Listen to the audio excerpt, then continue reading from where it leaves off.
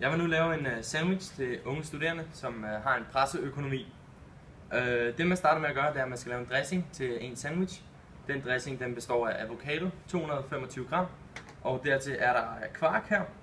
Der skal man bruge 175 gram, som bliver en blanding til cirka 5 dage. Når man har most det og blandet, så ser det sådan her ud. Det er vores dressing. Der skal 80 gram fordeles ud på 2 skiver brød, som bliver til sandwichen. Man kan til fordel lægge en tallerken op på ens vægt og lægge brødskiverne op, så man så hele tiden kan holde øje med, hvor meget man har puttet på.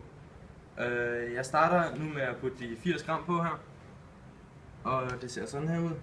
Skal cirka 40 gram på hver. Det var der. Og sådan her. Yes. Så kan man lige hurtigt smøre det ud her, som man nu end har lyst til. Og det ser stille og roligt sådan her ud. Yes.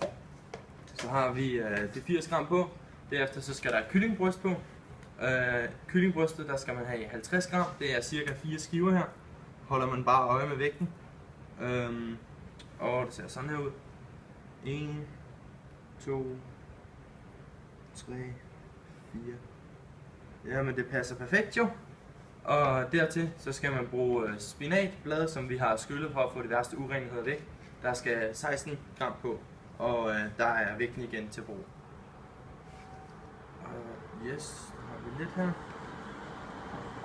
Og det sidste.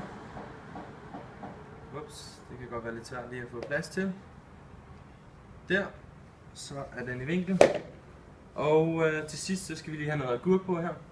Og de stykker agurk, der skal man bruge 27 gram. Så man skærer lige nogle skiver her, der passer. Så kan man lige hurtigt. Sådan her. Yes. Sådan så vi bare lige har lidt af det gode. Sådan her. Så siger vi 27 gram. Yes. Og så gør man bare det sådan her. Hvis man lige mangler lidt, skærer agurken i 2. Og så er den der. Så kan man lige klappe den sammen. Og man er klar til sin madpakke. Den har man her. Sådan her. Så kan man putte den i folie og tage den med i skole, hvis det er det man har brug for.